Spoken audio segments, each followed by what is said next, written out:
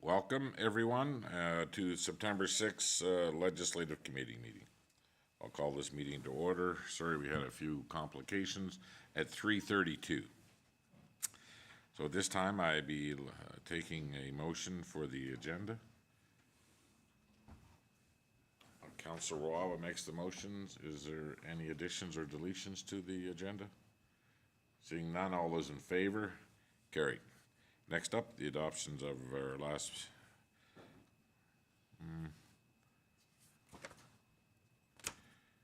Do we have two sets of minutes we're trying to adopt here, or just one? Just one. Okay. Councilor Berry makes the motion. Any errors or omissions within those motions? Seeing none, all those in favor? Carried. Okay. We have no delegations today, so first up is Director Lefebvre, and we're talking about a purchase of a new columbarium. Go ahead, Director. Thank you, Worship. This RCD will be coming up to the next regular council meeting. The background is our current columbarium purchased in 2020 for $110,000, has 60 traditional niches and a community niche that can accommodate 330 satin urns. In 2 years, we have sold about 50% of the traditional niches. In preparation for the 2023 budget, Public Works Manager Brad Mills contacted our vendor to obtain a quote for a new columbarium.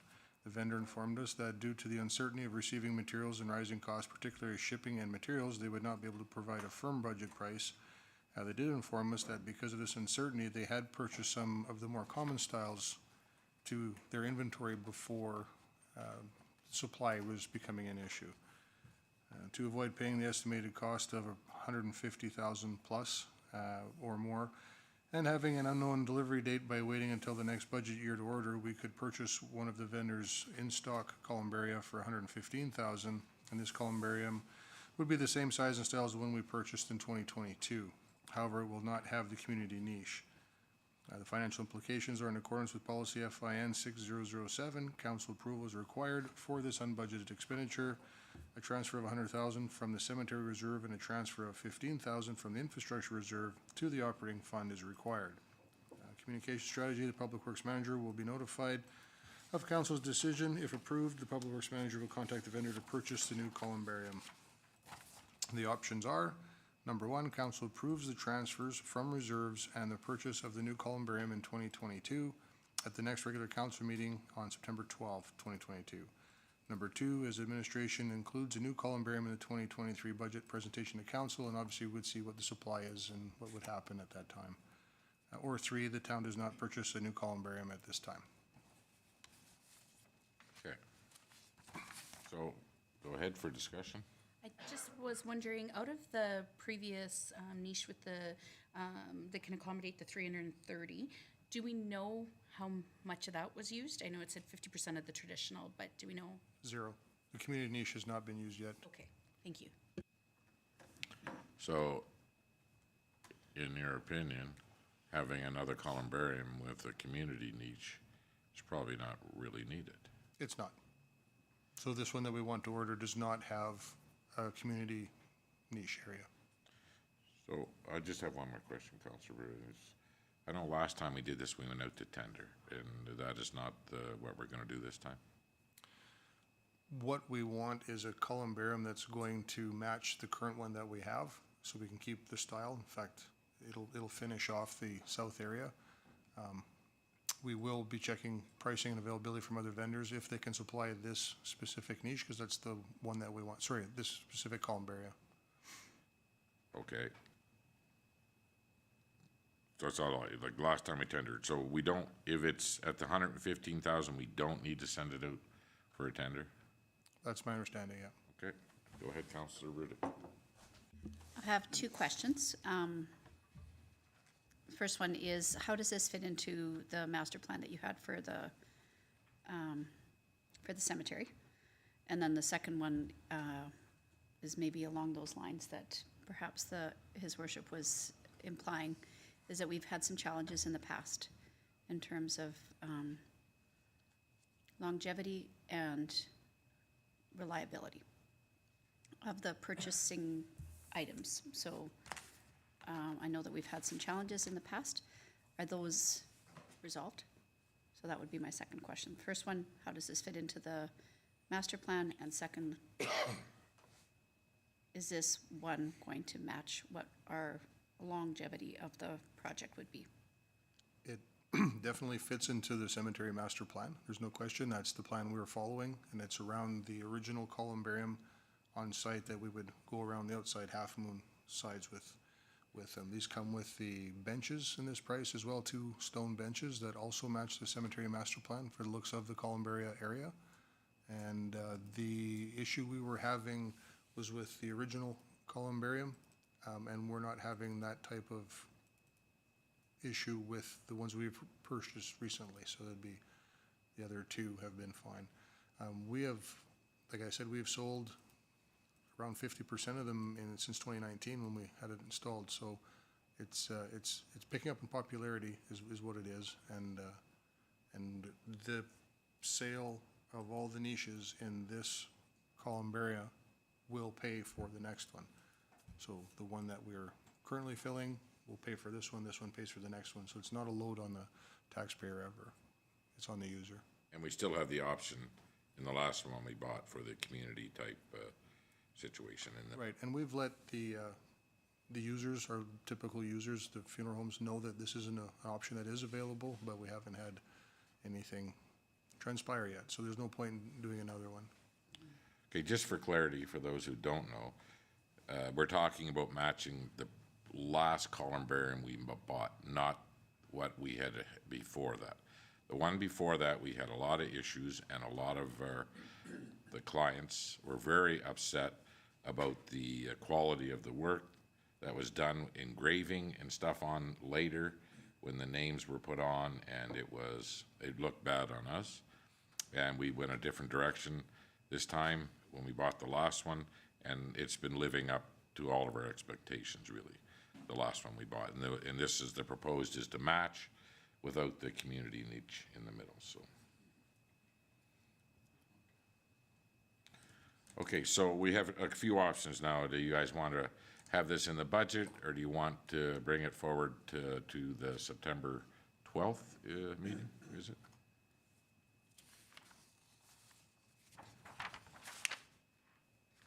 Yes. You want to bring it to the next meeting, or you want to see it in the budget? Go ahead, Councillor Lemko. I would propose to bring it to the September 12th council meeting. Okay, everybody's good with that? You are? I have a question. Okay, go ahead, sir. I would presume the reason that you brought it to us is that you need there's some urgency behind purchasing this before the September 12th budget meeting? This product that they're holding is on a first come, first served. They're gonna hold it for this month. As we explained, we have to go through this process. This would be the fastest we could do something. But if it goes to regular budget timelines that we have laid out, they can't guarantee that there's gonna be one left, because they are for sale. That's the world we live in today. You want to see it on the 12th? Yes, I think we should bring it forward right now. I'm sorry. I would agree that we should bring it forward right now and not wait for the 2023 budget period. Okay. Yeah, I'd like to see it come forward in the next one. I'd rather deal with it now before the price goes up. I think the urgency would suggest that we buy it now.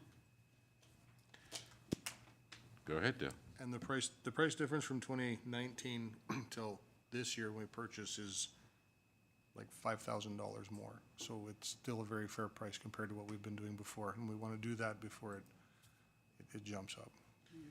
Okay, well, I guess we'll see it on the 12th for final vote on that. Okay, next up is the back lane between 50th and 49th Street. Thank you, Your Worship. William Powley did send correspondence to the town dated June 15th of this year. And then we received another second correspondence dated August 26th of this year. And it reads, Dear Council, this is regarding the back lane between 50th and 49th Street. I have written a letter to Town Council, re our back lane. I would greatly appreciate an answer. I have talked to several businesses along this lane, and they have similar concerns. Yours truly, William Powley, P.S., original letter enclosed. It would be nice if the grader just scraped it a couple of times. It was addressed to Mayor and, well, Andy McPhee, it says on there, but Yeah, nice. Perfect. so since it's penned to council, then it comes to council meetings.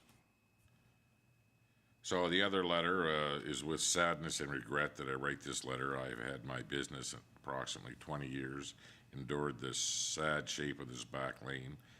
In the past 40 years plus, this lane has never had a proper base prepared and a good paving job done. We have paid our taxes with the understanding that the town would see that this back lane would be looked after.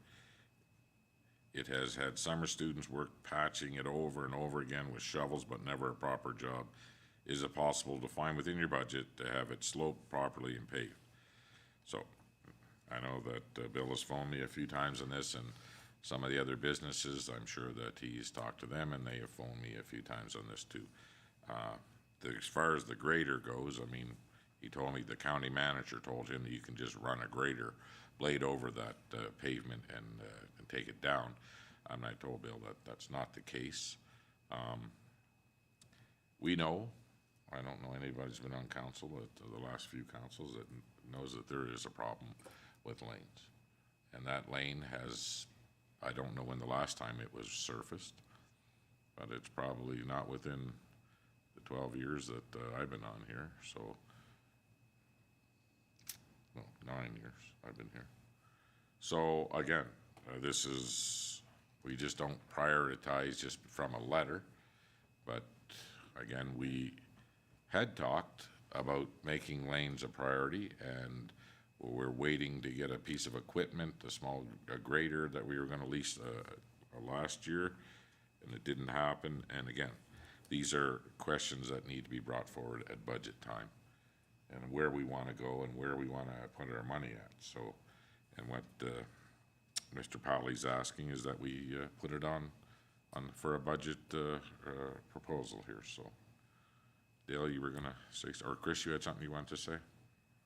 Yeah, thanks, Your Worship. I'd just like to repeat that I'd spoken to this resident as well, and he made a similar comment that, you know, he'd heard somewhere in the marketplace that we could just grade it, and did express that, you know, we were unwilling to do that. I assured him that in the years I've been working in municipalities, I've never seen pavement graded with a grader, so perhaps he's mistaken and was talking about a gravel alley or something, but I did let him know that it's not really possible to grade pavement. Yeah, and I told him the same thing, and you know, I know where he was getting his information, and that's fine. Still, he's a concerned citizen, a taxpayer, a business, and it's been a few years that he's been complaining about this, and it's been quite a few years that we've done anything with some of the alleys. And again, it comes down to council and a budget time and what we decide we want to do. So I know that we'll have some very good discussions coming up here in October about what our priorities are going to be moving forward, with a heck of a lot less in capital spending than what we normally get. So go ahead, Councillor Rudick. So, Mr. Powley isn't the only business owner that has expressed concern since I've been on council. This has been a perpetual issue. And I think maybe what would be helpful for our public and for us as well, we usually do have a capital works master plan. We have a list of where things are at and where priorities are at. And we've talked about the treatment of our alleys. And we had used another alley as a guinea pig, for lack of a better term, to be able to see, because this one is particularly narrow. It has a lot of line crossings and a lot of intricacies underneath in terms of being able to reconstruct it if it was something that we made as a priority. So I wonder if there's a way that we can direct administration as we're moving into the budget process, knowing that there's limited resources, to be able to share that with the public, because I think at this point too, I'm hoping, Chris, that you had the conversation between the receipt of the first and the second letter? Okay. And wonder if there's not a way for us to be able to share with the public and share with ourselves here too what the plan is moving forward, because there has been an approach with some of the gravel lanes to be able to shoot a laser and be able to grade it appropriately so water drains. This is a completely different situation and should be treated differently. Is there a way for us to be able to share that with the public? Well, what I'd like to share with the public is that if council prioritizes this, it'll get done. But if we don't make priorities in lanes and make decisions and we spend our money on other projects, it's really no fault of admin or anybody else. Sorry, Your Worship, if I could, I understand what you're saying is that, of course, we have competing priorities and there are lots of things that maybe that distract us and move us one way or another, but it allows our public and allows us to be able to see if we've got priorities, to be able to say that of our assets, the things that need to be fixed first, then it makes people at least have an awareness of what comes next.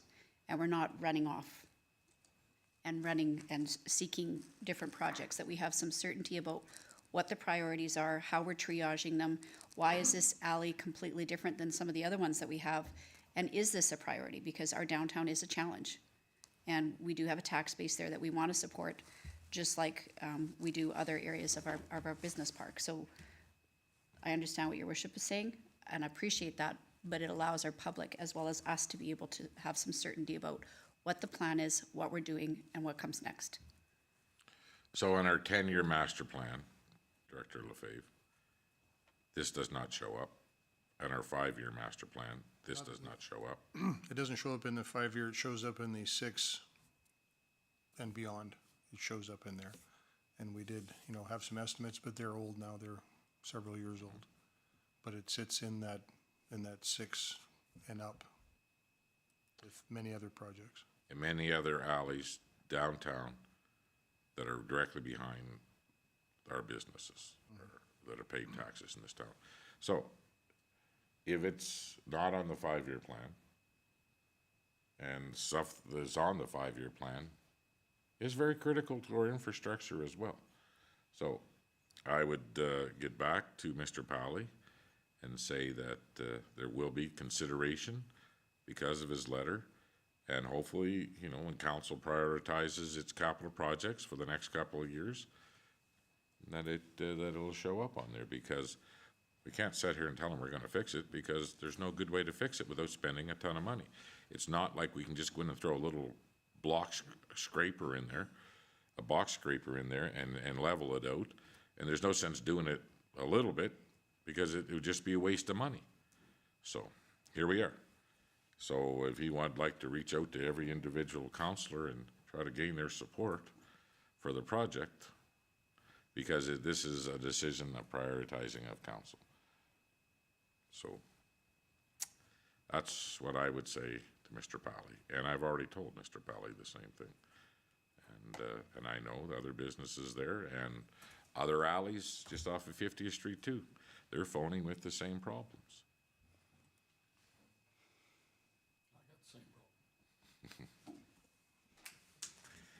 Okay, so go ahead, CAO. Yeah, thank you, Your Worship. Just to be clear, would you like me to draft a letter to Mr. Powley here on your behalf and Certainly. get that ready this week? Okay. Yeah, his request was read at a council meeting, and I'll let him know that we'll definitely take it into concern, or we'll think about it more at the budget process. But it's not going to be a cheap fix. It is, that alley needs a ton of money. Go ahead. Sorry. And then in the interest of transparency, is that list of priorities, our capital works priorities, is that shareable with the public? Because I think, again, it allows people to have some certainty, then they know when. And it holds us to some accountability too, because I know you're scared about putting that out there, or maybe not scared, shouldn't be the way, but it holds us to some level of accountability, because something always pops up, and if something water main breaks, of course we change our priorities, but the reason we make that list is that we at least have some timeline. I'll go CAO first. And then Thanks, Your Worship. So to answer that question, Councillor, yes, any of our master plans or long-term plans are fully public documents. They should be able to be accessed by the public at any time. I will let you know too, Director Saskew and I, and I've mentioned this to council before, we're having quite a few discussions right now about how to improve some of this reporting and tracking and record keeping for the budget process. And you guys should see some changes here coming this budget cycle. Those should help you guys and members of the public as well. Director Sasky was pretty close to what you were. Sorry, I was just gonna comment that these priorities are also available in our 2022 budget documents. We show that 6 to 20 year column in the budget documents as well. So it is listed. So if I couldn't follow up then, Your Worship, is it possible to attach that document, again, and I shouldn't have used the word afraid, cautious, because we know that things pop up and we always have a plan, but if a water main breaks, of course, our priorities shift and we have to adjust, and we need to be flexible enough to be able to make those big decisions and have the boldness of spirit and bravery to make those decisions, because we need to make decisions that cost a lot of money prudently. Can we share that document with the letter? Go ahead. Thank you, Worship. We absolutely can, but I was just conferring with the director there, that full budget document's on the website as well. So, yeah, we'll make reference to it in the letter. Councillor Woba. And for Councillor Rudick, I understand what you're saying about giving him as much information. It's not in any way about holding it back. The only concern I have necessarily with attaching it is, to me, I mean, this just may be how I would take it. If I got a letter where I was bringing forward a concern and you sent back an attached document that said it's 6 years down the road, I would take that as in council read my thing and is not willing to discuss it for 6 years, right? So I think, like, for me, what I'd like to go back to him with is, while it's not in the immediate plan, it is 6 years down the road, we as a council are willing to have it as an area flagged for discussion in this upcoming budget, because maybe our priority has changed and we may want to change that. I don't want to give the impression that we've said it's 6 years, so we're not willing to think about it for 6 years. That's my only concern. Well, if it's available, no matter what, it's all out there. I mean, if you want to see what our 1 to 20 year capital projects plans are, it's available on our website. It's available on the budget information that's going out there. So, and we will make decisions prioritizing what we think is the best move right here with the limited amount of funds that we're going to have this year. And so we can't sit here and promise anybody anything based on what a normal alley would take to bring up to a grade and then put it down. This one is not a normal alley. It is going to take a lot of work, and there's a lot of stuff that's in the ground over there, and it's a big budget priority. So we will see at budget what each individual councillor is a priority, and we'll move forward from that. I do thank him for his letters, and you know, he's been trying to get to council, so. Okay, that's that. Thank you to Director Lefebvre. Next up, Director Saskew.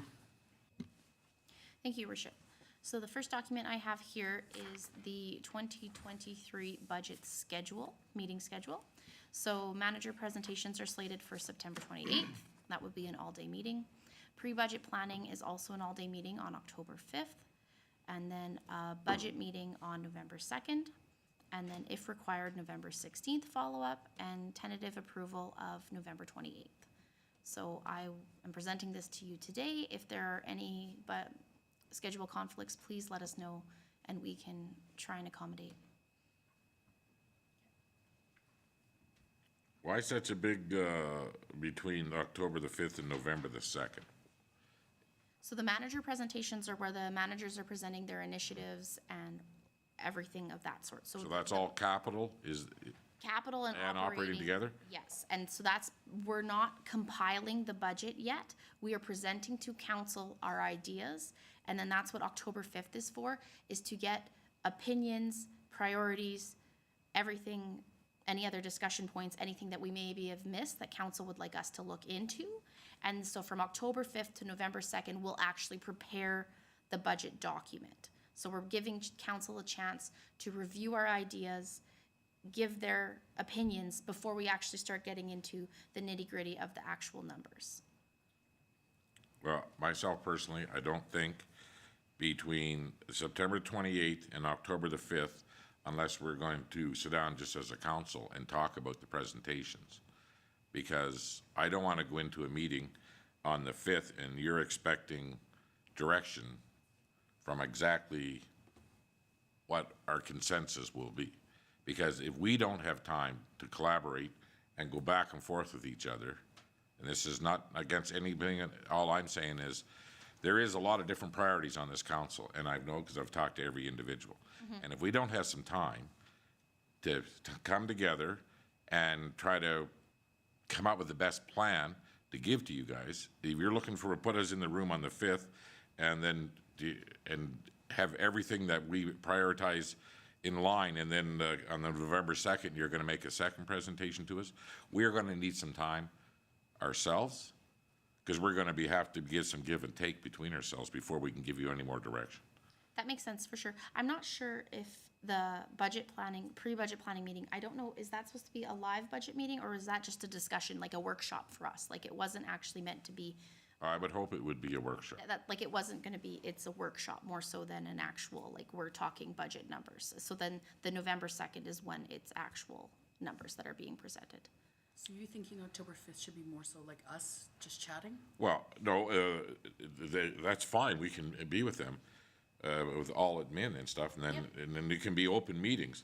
I'm just thinking that between, if we're just gonna have that one day, and then on November the 2nd, you're gonna listen to us on the 5th, and bring back proposed budget to us, I just don't think we're gonna have a consensus of council where we're gonna go in one day. That's what I'm saying. Go ahead, CEO. Yeah, thanks, Your Worship. I think that's actually easily alleviated if we just plunk one in between October 5th and November 2nd then.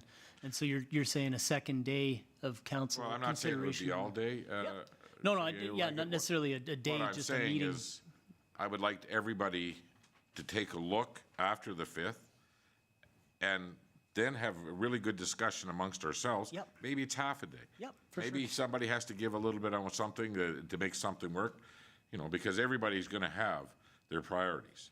And I just don't think that on leaving the 5th and you on the 2nd coming back, that we're gonna have a consensus on Yeah. everything Yep. that's gonna be in that Gotcha. budget. That seems totally reasonable to me too. So we'll bring this back for the council meeting and we'll look at an additional day in between October 5th and November 2nd then.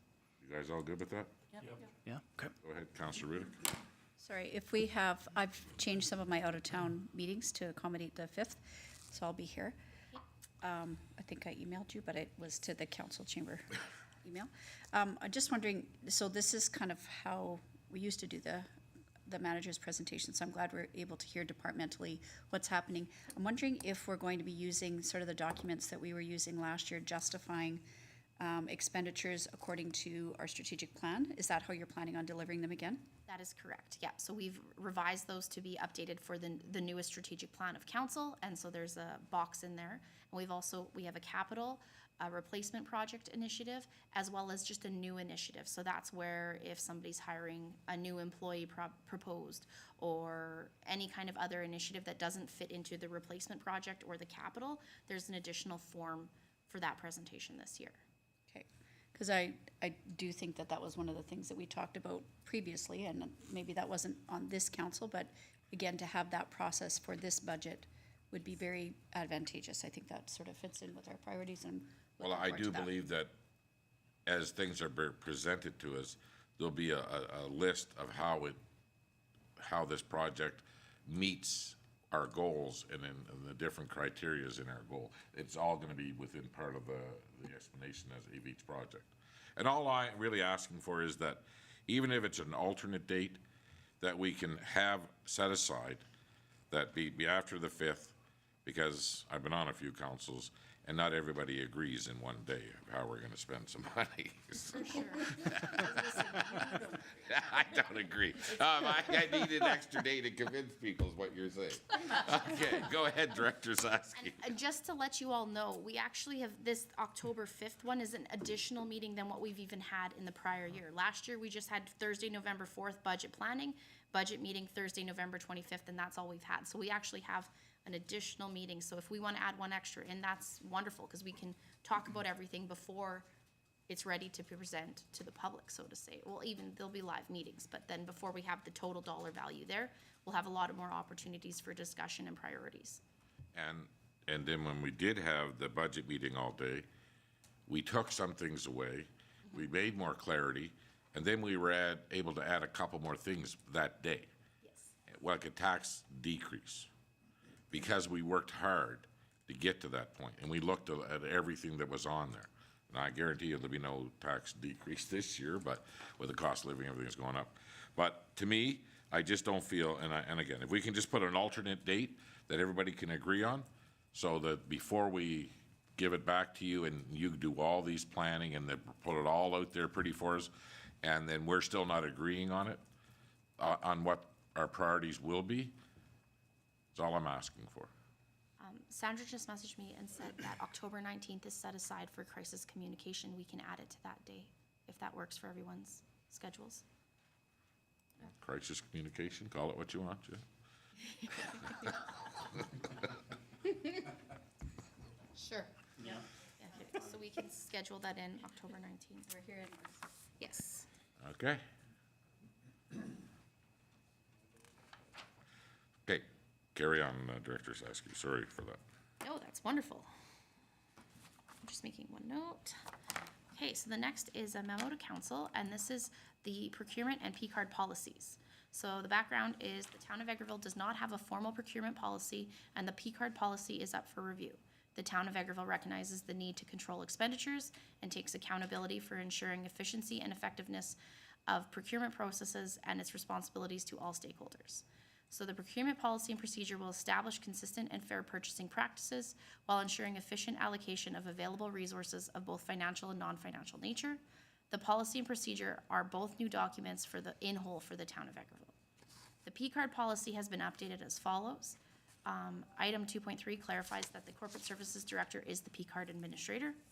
Item 4.2 has been updated to provide a more detailed staff limits on P-cards. And item 4.6 clarifies which staff are eligible for a P-card. So the communication strategy is staff and senior management will be informed of changes as a result of the adoption of these policies and procedures. And now I'll open it up for discussion. Go ahead, CAO. Yeah, thanks, Your Worship. As I'm reading through this and listening to Director Saskew, just for everybody's information, the P cards are the staff credit cards, in case anybody was wondering, for yourselves or the public. So, what brought this on, this changes? We just need to tighten it up a bit? We don't have a formal procurement policy, which is not common for most municipalities. Most municipalities have a formal P-card or procurement policy, which establishes procedures for requiring tenders, quotes, et cetera, for making purchase decisions. We have kind of an internal understanding of if you're buying something that's expensive, you get several quotes, but this actually lays it out for clear, concise, so that managers and other employees can follow and ensure that they're spending according to their. Councilor Curtis. Just a question on rolling this out, if it is approved to the employees. Is there gonna be some type of training, get them all in a room, talk about it, or is it just, here it's on your desk, read it and abide by it? You can go ahead. Yep, thanks, Your Worship. And yeah, so there will be discussions with each of those, the employees getting them, I would imagine, just to make sure that they understand it. One of the areas, though, too, that we're actually trying to solve with this is a little bit of small balance purchase orders as well. So we have noticed quite a few of those, and we're hoping that an updated P-card policy and a few more of those cards in the hands of the staff will alleviate some of that. We do often see purchase orders for $2 and $3 for screws or a pair of gloves or something like that. There's a much more efficient system and way of getting that done for us, as opposed to have something for $3.50 flow through 2 different managers for approval. So that's part of what we're looking to do here. But yeah, certainly we've tried to tier it to make sure that, appropriate level staffs are given successive, increments that they can purchase. And most of the lower ones are exactly that, high enough to allow for operational effectiveness for that staff member, but low enough that, should something go awry, we're not putting the municipalities or a large amount of the municipalities' funds at risk. No, and anytime we reduce bureaucracy, that's usually good. But yeah, just as far as, you know, we've had comments from the staff before about lack of training, lack of maybe time to wrap their heads around things, and just making sure that we're given ample time or a presentation or something to say, this going forward is what we're gonna do, here's a little bit of information for you, so it's, again, not a 14, 15-page document just left to their own devices. Okay, Counselor Berry? Thank you, Your Worship. So, timing, what is your timing schedule? This is going to come back to council, but we'll have, what, at least a week to review it ourselves before? Thank you, Councillor Berry. Yeah, so it's presented here for your review. Hopefully, if there's any concerns or questions, we can discuss that at the next council meeting and make any changes you guys see fit to it. So we're not trying to get this passed on the 12th? This was presented at our last legislative meeting, and the intention was to present this and pass it on the 12th, if Yeah, possible. I think that's fine. I mean, everybody's read it. I mean, I don't see a lot of hands waving in the air. I want to thank staff because we've had nothing in before, and it's good. I sort of got a question. There are some businesses in town that charge an extra fee to use credit cards because they feel that they're being disadvantaged when it comes to their income. And what are we going to do there? Are we going to pay the extra 5 or 3% that some businesses are charging? Legal or illegal, I don't know. I mean, on large ticket items, I've been in business, I required them to pay. But so there is businesses in town that have signs that when you walk in, and I know that town employees shop there, it says there'll be an extra 3% or 5% over $1,000 added to your bill. So go ahead. And we do have corporate accounts with them that are paid monthly through accounts payable, so that is still fine. It's just the P card or the procurement PO requirement now is you don't actually need a purchase order for items that are less than $2,000 that are budgeted. So as long as they're getting approval from their manager and they're buying those $3 items, we'll pay it at the end of the month as we always have with accounts payable, but they won't need a PO for every single one of those. We're requiring a PO as a prior approval for big ticket purchases, anything over $2,000. So if a foreman is buying something for $2,000 from a local business, he needs his manager or director to sign off on that. But if he's buying $3 from our local hardware store, he doesn't need a PO specifically for that. I see your point with that question, though, Your Worship. We hadn't actually discussed what we do with those charged on the fly credit card fees, so. Well, in the previous business I owned, it was never a problem because they never ever tried to use a card. Yeah, but I see what you're saying. I've encountered that too, where a merchant will say, if you're paying by credit card, you have to absorb my credit card fees because I don't net what the sales price is here because of the fee the credit card charges. But typically, that's over a certain amount of money. Yeah. And those people, especially within our community, already have the accounts payable, and they work off of that. Yeah, okay. But Okay. I'm glad we got some policy in place on this, because you're right. To see somebody walking in with a PO, if it was under $5, I'd say don't even write it. It doesn't make a lot of sense, really.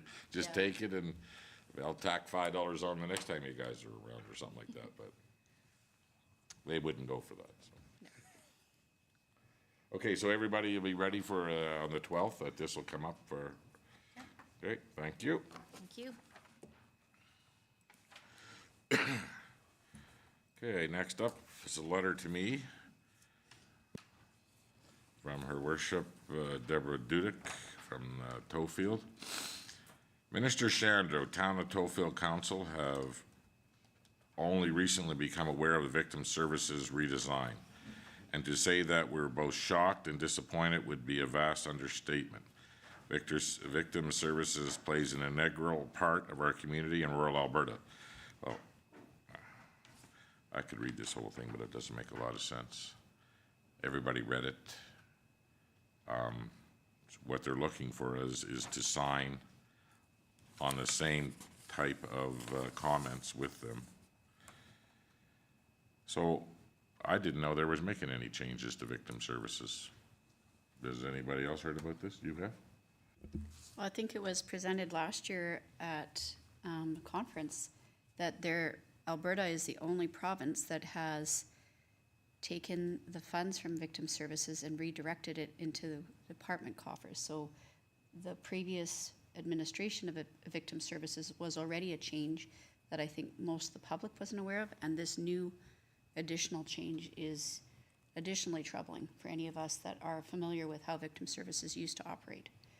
And the idea that people wouldn't be able to receive the support, particularly when we're talking about victim services, is often the only part of law enforcement locally that deals with people that have been victims of a crime, whether that's theft or to their person, and one of the few bodies that has a local facing apparatus that's consistent. So there are some people that have been part of victim services for many years in our small communities.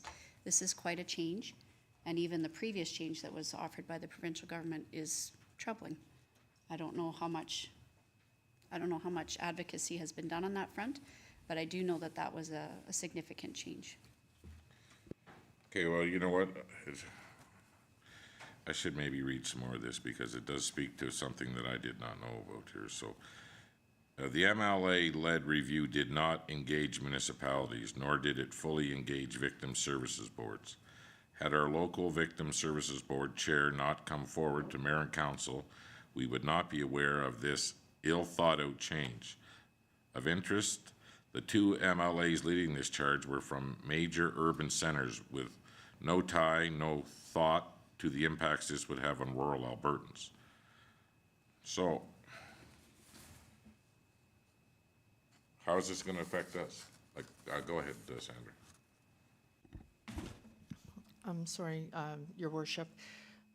There was an email sent regarding the letter of the town of Tofield. There's a reply from Minister Shandro that did not make the ledge meeting. I think it was sent out to council. We can have the letter from Minister Shandro put on the council meeting on Monday, which will explain a little bit more their side, and then you can make a decision regarding what you would like to do from there. So did we actually have an email from the minister stating about the changes that were going forward within victim services? The town of Tofield sent out, when they sent the letter to the minister, sent it out via email and CC'd a bunch of municipalities. So when the minister replied, when his office replied, they replied all to that email. So it's in with the email, with the letter from the town of Tofield, their reply that came to all the municipalities got the original letter. Okay, go ahead. Sorry, Sandra, you don't need to know this, but just in case, I'm just asking, but are you aware, prior to Tofield responding to it, do you ever recall correspondence coming out to the municipalities prior, letting them know about it before these guys replied? Honestly, when I saw the letter from the town of Tofield, that's the first thing I ever saw regarding changes to victim services. Go ahead. Sorry, and I appreciate that the response is maybe partially what I'm responding to, because I do feel like there's been an increasing sharing of information from the Minister of Justice that seems very unusual and unfamiliar to me, that they've sent a lot of information that is with a particular bent, which is unusual for a government department. So I wonder if there's a way for us to be able to do some reconnaissance and find out some more information. And it may not have been at Alberta municipalities, it might have been at Alberta Council. They had a meeting that talked about some of the changes that had happened legislatively that were significant, that were maybe not as public, because It was Alberta Council. Yeah. It was during that presentation, you're right. yeah, and I do feel like this is one that, because there's been a lot of things happening the last couple of years, so needless to say, we've been distracted by some more pressing immediate triage, and this is actually something that we maybe need to know more about, because the impacts will be huge in our small community. And when I say small community, there's victim services in Two Hills even. So is it possible for us to get a little bit more information as well as that letter? I know that that's not our usual way of doing it at council, but maybe we can share that with us, so we're better prepared to talk about that. Certainly. I'm sorry, I had no idea that was even taking place. I thought I read everything that was sent to me, but obviously I didn't, so. Okay, so we'll get a more of an update from Minister Chandra's letter. And again, has everybody seen the original document that states that these changes were taking place? No. If you could. Thank you. Yeah, so just to be a little more informed about where we're moving with this, so. Thank you very much. Next up is a letter from Northern Lights Library Systems. I guess I better read all this, because I didn't read the last one and didn't know what the heck I was talking about, but. Dear Minister McIver, Northern Lights Library System, the 55 municipalities and Indigenous communities it represents, would like to thank you for your ongoing support of libraries in our province and especially in our rural communities. Your choice to maintain constant funding for libraries in the face of economic instability is applauded and welcome. Thank you. We are aware you have received a number of letters from across the province regarding library funding. Some have suggested updating the population list used to calculate library funding, grant funding. Others have pointed out that the change alone would be insignificant in meeting the needs of rural municipalities that do not have rapid growing populations but still feel the pressure of rising inflation. We recognize that funding models are complicated, but support the request for further funding so libraries can continue to meet the needs of all of Albertans. A simple shift to the population numbers used to calculate the grants will not meet the increasing demands on library services in rural Alberta. Most of our municipalities face reduced or a static tax base. Despite this, and for good reasons, local municipalities have made increasingly investment in library services.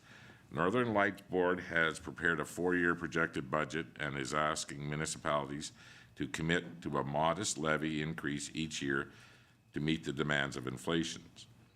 The last increase from the province to the library system grants was in 2015, when it moved from 4.6 cents to 460 to 470, 10 cents per residence. Since that time, our municipalities have raised their contributions by 29 cents per resident.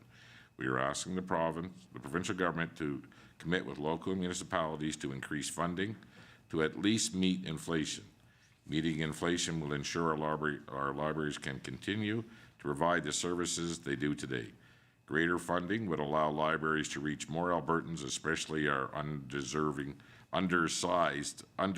populations. That's why I don't read as much as I should. We are asking local governments to recognize that cost increases are inevitable and to assist libraries in planning and preparing for the future. Modest, committed increases will ultimately save Albertans money while ensuring sustainable services. We appeal to the province to meet their municipal partners in increasing funding for library services. So who's our rep for the Northern Lights Library? That would be me, Your Worship. I'm glad that the chair shared this with the municipalities. This was a big topic of discussion at our last meeting.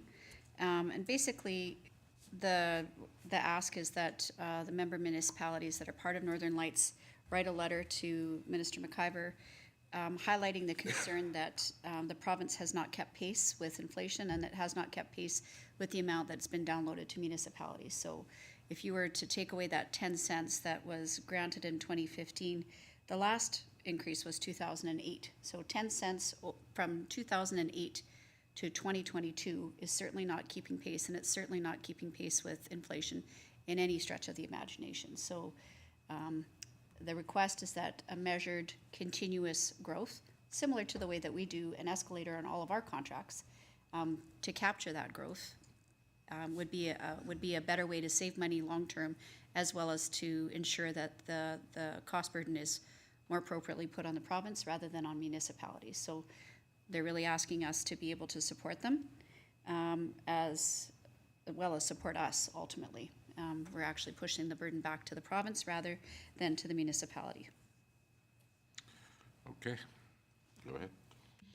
I know we're still considering whether or not to write a letter. If we do, though, I think another part we do want to look at is where they mentioned about the population pay. We're seeing that constantly. I think that's a fair statement again, that if it sounds the right and fair way to do something is based upon population, but we found again and again is that it's not actually meeting our ability to cover the costs, and often it costs us more in rural, or at least as much. We don't have the population to make up the funding. So if we do end up writing a letter, certainly I think we should consider also addressing the fact that the population only method for pay doesn't necessarily work, and that they should be considering a rural component for it.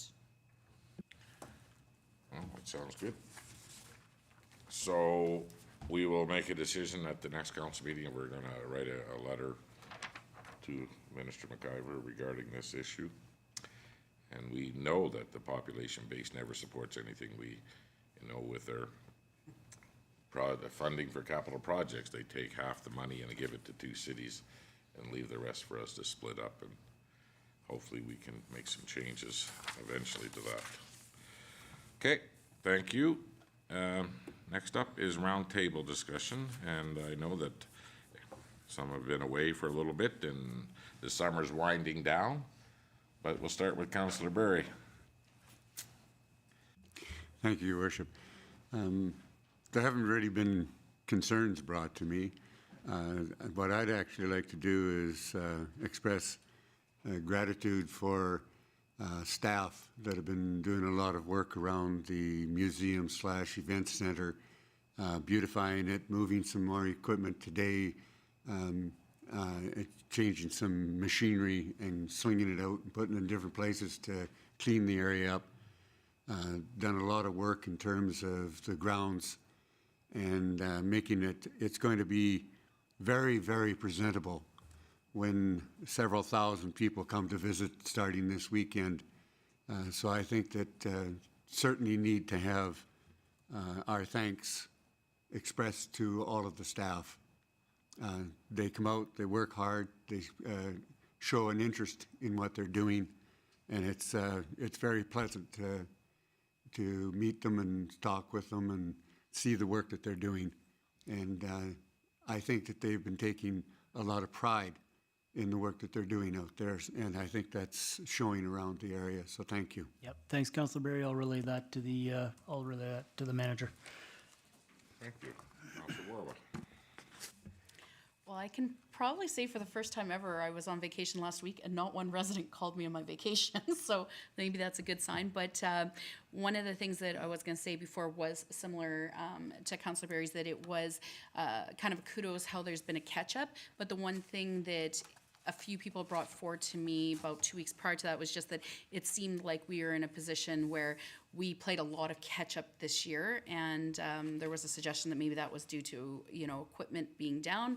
So they just asked me to think about it and make sure that we're discussing options for leases and stuff when it comes to future budgets. So that's just something I'll throw there, so we're not in a position again of being down and our guys trying to play hard catch up. So that's it.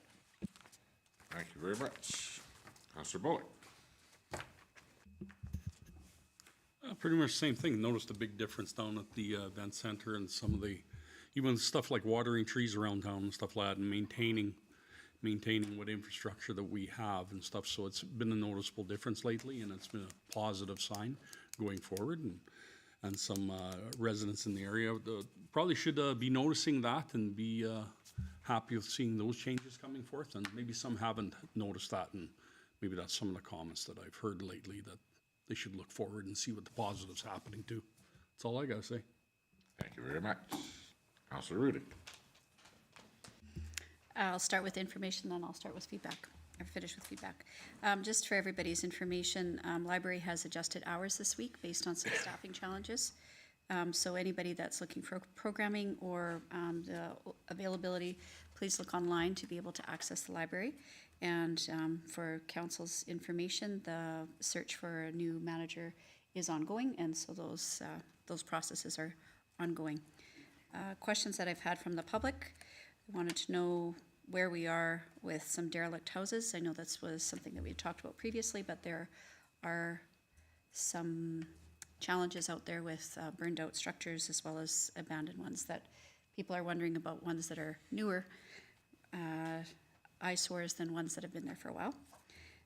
Pride Crosswalk, I had a thank you from a local business that was very happy to see that it was being painted. And then shortly after that, the vandalism, I'm wondering, on their behalf, the business was wondering if there's not a camera that would be able to capture who vandalized. I couldn't answer if there was a camera that's facing the crosswalk to be able to verify who was the vandal that then took the work and destroyed it within 24 hours, which is unfortunate. I had a thank you to our staff for preparing the information about the RCMP retro funding. I've been using that a lot as we move forward through our advocacy federally with the federal government about the retroactive pay. So I want to say thank you to our staff for preparing that very detailed information. It's been very helpful. And the last thing I just wanted to say is I've had some feedback again about the water tower. I know that it's gone out to the public to ask about community organizations being able to paint on it. And as in my previous role as president of a volunteer organization before I was on council, it was a contentious topic at that time to be able to determine what a community organization is, who's a business, who uses that advertising space, and being able to see the fresh coat of paint and what to do with it next. The concern has been raised from a couple people in the public to me, and I'm also just feeling a little bit cautious that if we're going to engage with the public about who and what is painted on there, that we need to be very careful about how we do that. So just that little bit of caution. That's it. Thank you very much. Councilor Curtis.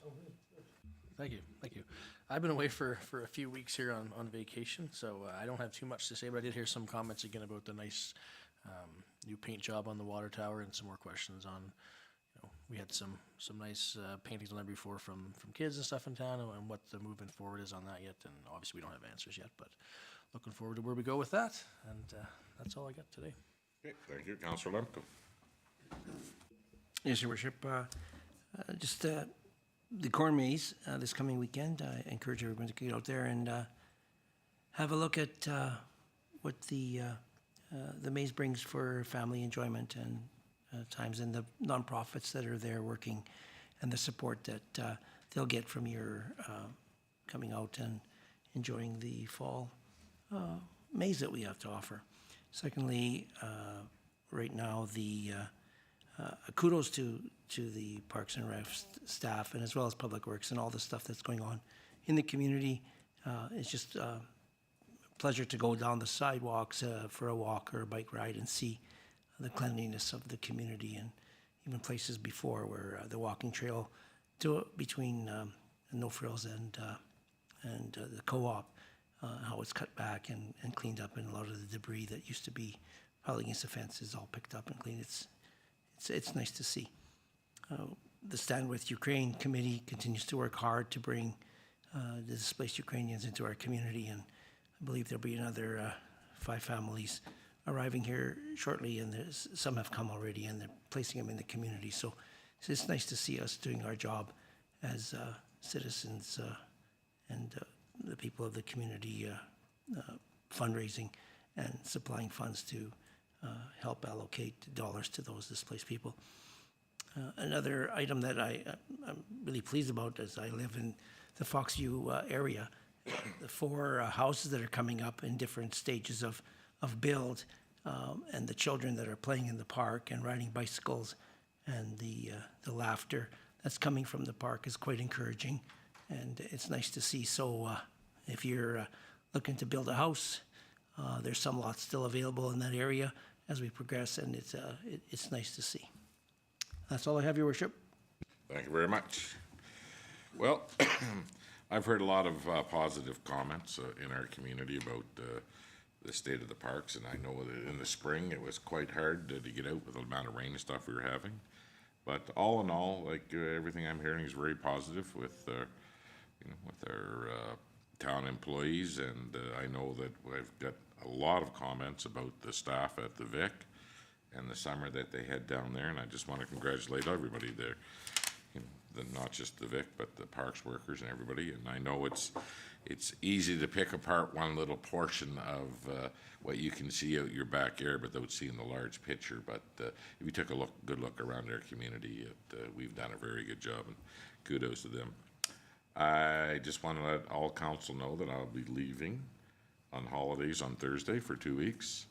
So I would imagine Jameson Brown, the manager of economic development, communications and tourism, and his assistant Lane will be bringing a bunch of plaques forward, probably by a council meeting with a bunch of new businesses that need to be congratulated and get some pictures and stuff rolling. It's that time of year coming up. So I've signed them all, so they'll be ready to go here shortly. That's what I have. Next, we'll move to the director's highlights, and we are going to start with Director Saskew. Thank you, Your Worship. I'm going to keep this short and sweet this time. We have submitted our claim number 8 for our ISIP program, so that's the Investing in Canada Infrastructure Program. And the July-August 22 claim has been submitted with a total of $2.281 million. So of that, the ISIP grant will cover $1.14 million. And that's all I've got. And the rest comes out of council pay, or what? 380,000 is from STIP, 380,000 is from MSI, and 380,000 is from the town. So it's 66 and then 30, 30, 30. Thank you very much. Director Lefebvre. Thank you, Your Worship. I have some correspondence here I'd like to share with council from Alberta Transportation. It's regarding our Alberta Municipal Water and Wastewater Partnership Program. What they've done is we qualify for the program. The program was oversubscribed this year, and the funding is completed for this year. So they've taken our application and moved it to 2023. And with this grant, we cannot start work on, and then receive the funds later. The grant funding has to be approved, then we can start construction. So we're going to propose to take the 2022 Capital Works Force Main Replacement Project and push it back to 2023 as we roll into September at this point anyway. It's 1.2 million. It's a good amount of funding that we would want, and we're going to wait till next year. The application for ISIP, which is federal, is 1.14 million, and that still doesn't even have an opportunity to apply yet. So we're waiting for that as well. So I had a meeting with the new Minister Panda regarding this and asked where we were on the list, and the previous minister, Minister Sani, had told us that we could go ahead and start the project, and this is when we changed our capital priorities, and we went started this, and we're getting ready to go to tender on this. And then we get this letter, this new letter, saying that we definitely will not qualify for any money that's been pre-spent. So this is why we're trying to, or Dale's department, Director Lefebvre's department, is going to make the recommendation that we pull back on pushing forward with this. And I have talked to the minister, and we do know when the next date of the opening is. What we do not know is the next date that the feds are going to open up some more funding and stuff. So we're just to slow down a little bit here right now, and hopefully that force sewer main will stay relatively good until we can get a little closer to finding out about this grant spending money. Go ahead. Sorry, can you just clarify again what the name of the grant is, what the granting program is? The Alberta Municipal Water and Wastewater Partnership, AMWWP.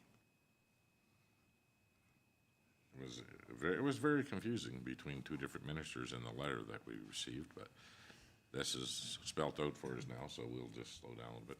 Go ahead, CAO. Yeah, thanks, Your Worship. This also ties in closely to what I'd mentioned the other day, Councillor Rudick and other members of council. This comes up over and over and over again in these type of grant applications, and it's tough for us to wrap our heads around it administratively. We've got a project that's good to go. It's absolutely needed, and we're being sort of pigeonholed by timelines on a grant to compel us to either do it at one time or another. I don't know what the solution is to that, but it's certainly something that creates operational hiccups for us over and over and over again. And the part that both letters under two different ministers were signed by the same chief of staff, but stating two different things. Go ahead, Councillor Beer. Thank you, Worship. 2023 is the actual year that was originally proposed in the capital planning, is it not, for that force main? So we're just going back to where we were in our previous plans, right? We are, for sure. Go ahead. Well, and unfortunately, I think it's one of those things in our budgetary discussions, we're gonna have to talk about what would we be willing to do and how far are we willing to push should the federal side of that grant not open? Because I can tell you, when we looked into it, we contacted the minister's office, they gave no guarantees there'll be a grant in the following year. They gave absolutely no indication federally that it's opening. They pushed it back onto the province, saying, well, the province is allocating the money, reach out to the province. Province, of course, has said that these fundings are committed. However, you know, they'll look at the future one, but the reality is it is a little bit concerning that there's not even federally, typically you'll see it say, we will announce the upcoming opening of the timeline for the first quarter of the year or the second quarter. They're not saying anything. They're saying fully allocated at this time, which is a little bit concerning because I don't see even a true commitment that it'll open again. Yeah, it is a little confusing, the whole situation, but the plan will be now is we'll resubmit on November 30th and propose it in the 2023 budget. Because initially we were looking at getting it started here this fall. Go ahead, Director Saskia. Thank you, Your Worship. And just to clarify, when we switched this to 2022 project, we did do a borrowing bylaw for that portion of that grant that we were unsure of. So that borrowing bylaw exists, and if for whatever reason we actually don't end up getting the grant funding, we could debenture the funds to pay for the project. But we are going to push hard to get this funding. Very much so. Okay, carry on, Director Lefebvre. I should have cut you off, so. Nope, Sorry no about that. cut off. That's a show for me tonight. Oh, okay, well. Okay, CAO. Thank you, Your Worship. So just looking at the action item sheet here, couple items I'm hoping to discuss. Number 56, the ECDev items for MP stubs. Just wondering where we're at with that and if perhaps it's even sort of run its course. I'd sent out an email there, you know, back at the end of June with sort of some suggestions, and then the trail kind of went cold. Am I okay to just take this off the list here? Let's call the MP and see what she has to say. So certainly you can submit, but just so you know, the first one was is people can put forward action items, and then there was the follow-up email that went out to all municipalities inviting them if they wanted to go on the Rural Town Hall, which happened last week. So that has been and done, and you can still submit them, and it can be added in, but it's not up for the review on the Town Hall because it happened on the 31st. Okay. Could we still give her a call? Okay. They'll put us through at that office, we don't know. Carry on, Chris. Thanks, Your Worship. So the one right below it, rename ballpark, item 57. This came up either the last meeting or the one before. And I'm just wondering, what would you like us to do with that, Your Worship? I believe that was I something think- you'd suggested there. Do you want a working group? You Do know want what, us? I think that we'll just have a little private conversation around the council, and then we'll get back to you. Sure, okay. Council to discuss. And then last one for me is coming up at the next ledge. We will have the minutes and some recommendations from the Council Remuneration Committee. And when's that gonna be? It'll be at the next ledge meeting. At the ledge? Yeah. Okay. Any questions? Okay, thank you very much. So we do have. I do have one question. But I just asked and you said no. I was just, the only question is our next ledge meeting has been canceled, has it not? So it'd be our next? It'll be the next scheduled meeting, the first ledge meeting in October. Okay, thank you. Good question, by the way. Okay, so everybody sees what the upcoming events are here. We do have two items to discuss in closed session, and I will take a motion to go into closed session at this time. Councilor Curtis makes the motion at 4:42. All those in favor? Carried. Thank you very much.